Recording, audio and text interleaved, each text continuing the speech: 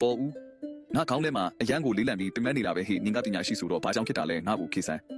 အရှင်မင်းကြီးကျွန်တော်မျိုးကင်ထားတဲ့ဒီလက်ဖက်ရည်ခွက်ကလေးကလေးသလားဖေဟာဘာလေးရမှာလဲဥပေါ်ဦးပေါ်ပေါ်လေးပါဟေ့မှန်လားပါဒီခွက်ကလေးကိုတမိနစ်ကင်ထားရင်ပေါ့ပါတယ်ဒါပေမဲ့တနာကြီးစက်တိုက်ကင်ထားရင်လက်ညောင်းလာပါမယ်တနည်းကုန်သာစုပ်ကင်ထားရင်တော့လက်တွေထုံကျင်ပြီးမခံမရက်နိုင်ဖြစ်သွားပါလိမ့်မယ်ဖေဟာခွက်ရဲ့အလေးချိန်ကပြောင်းမသွားပါဘူးဒါပေမဲ့ကြာကင်ထားလေးပိုလေးလာလေးပါပဲဖေဟာလူတွေရဲ့နေ့စဉ်ဘဝကပြဿနာတွေစိတ်ဖိစီးမှုတွေနဲ့ဒေါသတွေဟာလည်းဒီခွက်ကလေးလိုပါပဲဖေဟာခဏလေးတွေးရင်ဘာမှမဖြစ်ပေမဲ့အဲ့ဒီစိတ်ညစ်စရာတွေကိုရင်ထဲမှာတနေကုန်တညလုံးစုပ်ကင်ထားရင်တော့စိတ်ရောကိုယ်ပါယောဂရလာပါလိမ့်မယ်အချိန်တန်ရင်အဲ့ဒီခွက်ခါကိုအောက်ချထားခဲ့ဖို့လိုပါတယ်ဖေဟာမှန်လိုက်လေဥပေါ်ဦးရငါစိတ်တွေလေးနေတာပြဿနာတွေကြောင့်မဟုတ်ပဲအဲ့ဒီပြဿနာတွေကိုအချိန်မရွေးလွတ်မချတတ်ခဲ့လို့ပါလားပေါ်ဦးလောကမှာလူတယောက်အမှန်တကယ်ဖွံ့ဖြိုးတိုးတက်ပြီးအောင်မြင်ဖို့ဆိုတာဘာတွေများလိုအပ်မလဲဟိမှန်လားပါအရှင်မင်းကြီးကင်ထားတဲ့တာဟာတမဏီကောင်းလို့ထပ်တာဆိုပေမဲ့သွေးကြောင့်နဲ့အချိန်ချင်းပုတ်တိုက်မခံရရင်ဒီလောက်ထက်မြက်လာမှာမဟုတ်ပါဘူးဖေ။လူတယောက်ဖွံ့ဖြိုးတိုးတက်ဖို့ဆိုတာလေဒီသားလိုပါပဲ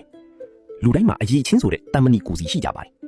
ဒါပေမဲ့အခက်ခဲဝေဖန်မှုရှုံးနိမ့်မှုဆိုတဲ့သွေးကြောက်တွေနဲ့ရင်မဆိုင်ရေးရင်မတင်ယူရေးရင်အဲ့ဒီလူဟာရွှေသားအိမ်တွေကတုံးနေတဲ့ဓာတ်တက်လက်လိုဖြစ်နေမှာပါဖေ။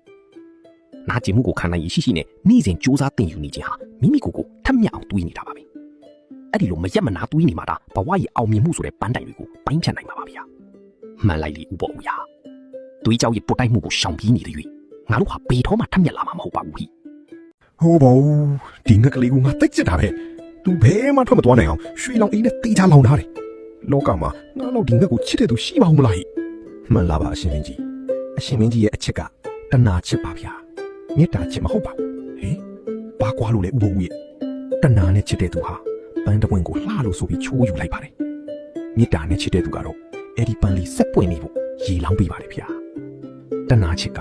ငါ့ကိုပျော်ရွှင်အောင်လုပ်ပေးပါလို့တောင်းဆိုပြီးကိုယ်ပိုင်ဆိုင်ဖို့အတွက်တစ်ဖက်လူကိုလှောင်အိမ်ထဲထည့်ထားတတ်ပါတယ်မေတ္တာချစ်ကတော့မင်းလေးပျော်ရွှင်ပါစေလို့ဆုတောင်းပေးပြီးလွတ်လပ်ခွင့်ပေးထားပါတယ်ဗျာအခုငက်ကလေးကလှောင်အိမ်ထဲမှာလှနေပြီမယ်သူ့ရင်ထဲမှာတော့ငိုနေမှာပါဗျာမှန်လိုက်လေဥပဝူရပိုင်ဆိုင်ချင်တာကလောပါပဲသူ့ကိုလွတ်လပ်ပျော်ရွှင်ခွင့်ပေးတာမှာတကယ်အချစ်စစ်ပါလားဥပေါ်ဦးမင်းကပညာရှိဆိုတော့ငါ့ကိုအမှန်တိုင်းခေဆန်းဒီလောကမှာလူတယောက်အတွက်တကယ်လို့အဆုံးအဖို့ဆိုတာဘာတူလဲဟဲ့မှန်လားပါအရှင်မင်းကြီးရှာနေတဲ့အဖို့မုံဆိုတာအပြင်မှာမရှိပါဘူးကိုယ့်ရဲ့သတိတရားပါပဲဖေဟာဟေးဥပေါ်ဦးသတိကဘလို့လုပ်ပြီးအဖို့မုံဖြစ်မှာလဲမှန်လားပါနန်းတော်တွေကအချွေရန်တွေကအရှင်မင်းကြီးရဲ့ခန္ဓာကိုယ်ကိုပဲကောက်ွယ်ပေးနိုင်ပါတယ်ဒါပေမဲ့ဒေါသထွက်လာချိန်ဝမ်းနဲ့လာချိန်တသနာတွေနဲ့ရင်ဆိုင်ရချိန်မှာငါဒေါသထွက်နေပါလားငါဝမ်းနဲ့နေပါလားလို့ကိုယ်စိတ်ကိုအမှန်တိုင်းပြန်မြင်အောင်ကြည့်ပေးနိုင်တဲ့သတိလေးကသာအရှင်မင်းကြီးကိုအမှားမလုပ်မိအောင်ကယ်တင်ပေးနိုင်တဲ့တူရသောအဖို့မုံမှာဖေဟာကိုယ်စိတ်ကိုကိုမထိန်နိုင်ရင်လူတစ်ထောင်ဝိုင်းရံနေလဲအထီးကျန်ရတာပါပဲသတိလေးတာအမြဲကပ်နေမယ်ဆိုရင်ဘလို့ခက်ခဲလာတာတည်တည်ငြိမ်ငြိမ်ဖြစ်ကြော်နိုင်ပါလေဖေဟာမှန်လိုက်လေဥပေါ်ဦးရပြဿနာပေါင်းစုံကိုဖြေရှင်းဖို့ဆိုတာဘေးလူတွေထက်ကိုယ်စိတ်ကိုကိုပြန်ထိန်နိုင်တဲ့သတိလေးကသာတကယ်အဖို့စစ်ပါလားရွှေထက်အဖိုးတန်တာကကိုယ့်စိတ်ကိုကိုပြန်ကြည့်နိုင်တဲ့သတိလေးပါပဲဖေဟာဗီဒီယိုကိုအဆုံးထိကြည့်ပေးတဲ့အတွက်ကျေးဇူးတင်ပါတယ်နော်